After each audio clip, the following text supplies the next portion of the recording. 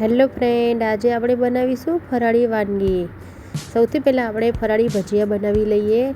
એના માટે મેં એક મિક્સર જારમાં મોરૈયો લઈ લીધો છે, 1 વાડકી।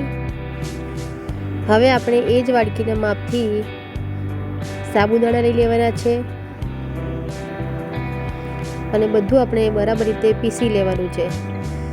મેં બધું મિક્સર જારમાં બરાબર પીસી લીધું છે। આવું એકદમ ઝીણું નથી કરવાનું, થોડું કકરું રાખવાનું છે।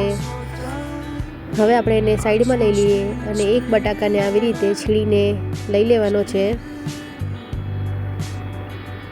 હું અત્યારે 2 જણ માટે બનાવું છું એટલે એ પ્રમાણે માપ લીધું છે। બટાકાને આપણે આવી રીતે છીણીને લઈ લેવાનો છે। પછી આપણે એની અંદર તીખા 2 મરચાં એડ કરવાના છે, 1 ચમચી જીરું એડ કરવાનું છે। તમે મરી પાવડર ખાતા હોય મરિયા તો તમે એ પણ નાખી શકો છો। 1 ચમચી મીઠું એડ કરી દઈશું। તમે સિંગદાણાનો પાવડર પણ એડ કરી શકો છો, પણ હું નથી કરતી। હવે આપણે જે મોરૈયા અને સાબુદાણાને ક્રશ કરીને રાખ્યા છે પાવડર બનાવીને, એને આપણે એડ કરી દઈશું। આશરે 5 ચમચી જેટલો એડ કર્યો છે મેં। હવે આને આપણે બરાબર રીતે મિક્સ કરી લઈએ। પહેલાં આપણે બટાકાને છીણીને લીધા છે એટલે પછી આપણે જરૂર પડે તો 1 ચમચી દહીં નાખીને બરાબર રીતે મિક્સ કરીને આવી રીતે ખીરું તૈયાર કરવાનું છે। હવે આપણે એની અંદર સમારેલા ધાણા એડ કરી દઈશું અને એક બાજુ તેલ તરવા મૂકી દીધું છે મેં। તેલ ગરમ થઈ ગયું છે। હવે આપણે એને તળી લઈએ ભજીયાને। પહેલાં હાઈ ફ્લેમ પર જ તળવાના છે, પછી ફ્લેમ ધીમી કરી દેવાની છે આપણે અને એને ધીમા તાપે શેકાવા દેવાના છે। તમે મોરૈયાની ખીચડી અને સાબુદાણાની ખીચડી ખાઈને કંટાળ્યા હોય તો તમે હવે આવી રીતે એક નવો નાસ્તો બનાવીને ટ્રાય કરજો, બહુ જ મજા આવશે અને બાળકો પણ ઉપવાસ કરશે અને ફરાળી નાસ્તો પણ કરશે। બહુ જ સરસ બને છે ફરાળી ભજીયા।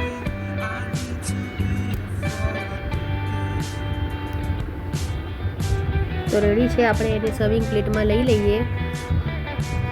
એકદમ ક્રિસ્પી ભજીયા રેડી છે। મેં એને ખજૂર આમલીની ચટણી અને ગ્રીન ચટણી સાથે સર્વ કર્યા છે। હવે ઢોસા બનાવી લઈએ આપણે। એના માટે જે મેં મોરૈયા અને સાબુદાણાને ક્રશ કરીને જે પાવડર આપણે બનાવીને રાખ્યો છે એની અંદર જ આપણે 2 ચમચી જેટલું દહીં એડ કરવાનું છે અને જરૂર પ્રમાણે પાણી નાખીને આપણે આવી રીતે બેટર બનાવી લેવાનું છે। હવે આ બેટરને આપણે એક બાઉલમાં કાઢી લઈએ। હવે આપણે ઢોસા બનાવવા માટે એક લોડીને પહેલેથી ગરમ કરવા મૂકી દીધી છે। એને આપણે લોડીને પાણી છાંટીને સાફ કરી લઈએ। હવે આપણે જે બેટર બનાવ્યું છે એ 3 ચમચા જેટલું આપણે બેટર એની અંદર એડ કરીને ઢોસાને એક જ ડાયરેક્શનમાં ઘુમાવીને બનાવી લઈએ। તમે જોઈ શકો છો ફ્રેન્ડ, ઢોસો કેવો સરસ જારી પડી છે ઢોસામાં અને કેવો સરસ દેખાય છે ઢોસો।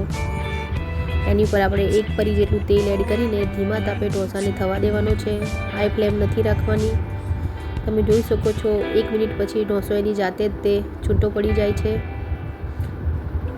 છે ને ફ્રેન્ડ। ઢોસો જોતાં જ ખાવાનું મન થઈ જાય એવો ક્રિસ્પી। તમારા ઘરમાં કોઈ ઉપવાસ ના કરતા હો તો પણ ઉપવાસ કરવાનું ચાલુ કરી દે આવા ઢોસા બનાવો તો તમે। હવે આપણો ઢોસો થઈ ગયો છે।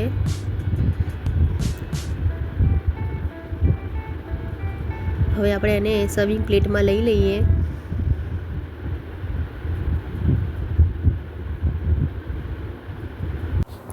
મેં એને સૂકી ભાજી સાથે અને ખજૂર આમલીની ચટણી સાથે સર્વ કર્યા છે। તમે આ ભાજીને અંદર પણ ફિલિંગમાં ભરી શકો છો અને આવી રીતે અલગથી પણ લઈ શકો છો। હું તમને બતાવી દઉં ફ્રેન્ડ, ઢોસા એકદમ ક્રિસ્પી અને સરસ બન્યા છે। હવે આપણે ફરાળી ખીચડી બનાવી લઈએ। એના માટે મેં એક કઢાઈમાં તેલ ગરમ કરવા મૂકી દીધું હતું। એની અંદર 1 ચમચી જીરું અને 4-5 મીઠા લીમડાના પાન એડ કર્યા છે અને લીલા મરચાં અને આદુની પેસ્ટ એડ કરીને વઘાર કરી લીધો છે। હવે આપણે એની અંદર બોઇલ કરેલા પોટેટોને એડ કરવાના છે। તમે કાચા બટાકા લો તો થોડી વાર એને શેકાવા દેવા પડે છે. આપણે ફટાફટ બનાવવાનું છે એટલે બોઇલ કરીને બટાકા એડ કર્યા છે. હવે બટાકાને મસાલો બરાબર શેકાઈ ગયો છે. સાબુદાણા આપણે અંદર એડ કરી દઈએ. સાબુદાણાને મેં પલાળીને રાખ્યા હતા. હવે આપણે 1 ચમચી મીઠું એડ કરી દઈએ સ્વાદ પ્રમાણે.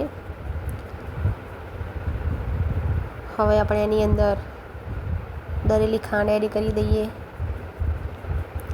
1 ચમચી ધાણા જીરું પાવડર એડ કરી દઈએ ને બધું જ બરાબર રીતે મિક્સ કરી લઈએ. તમે હળદર ને એવું ખાતા હોવ તો તમે હળદરને એડ કરી શકો છો. સિંગદાણા પણ એડ કરી શકો છો. સિંગદાણાનો પાવડર પણ એડ કરી શકો છો. આપણા ભાજી હવે રેડી થઈ ગઈ છે. એને ધીમા તાપે 2-3 મિનિટ સુધી શેકાવા દેવાની છે. હવે આપણે એની અંદર કોથમીર એડ કરી દઈએ અને પછી આપણે લીંબુનો રસ 1 ચમચી એડ કરીને બધું બરાબર મિક્સ કરી લઈએ. તો રેડી છે આપણી ફરાળી ખીચડી. ફ્રેન્ડ, તમને આ ફરાળી વાનગીઓની રેસીપી સારી લાગે તો તમે લાઈક, શેર અને સબસ્ક્રાઈબ જરૂરથી કરજો. અને હા, બેલ આઇકોન બટન દબાવવાનું ભૂલતા નહીં, તો તમને આવી નવી રેસીપીની નોટિફિકેશન તમને તરતથી મળી જાય.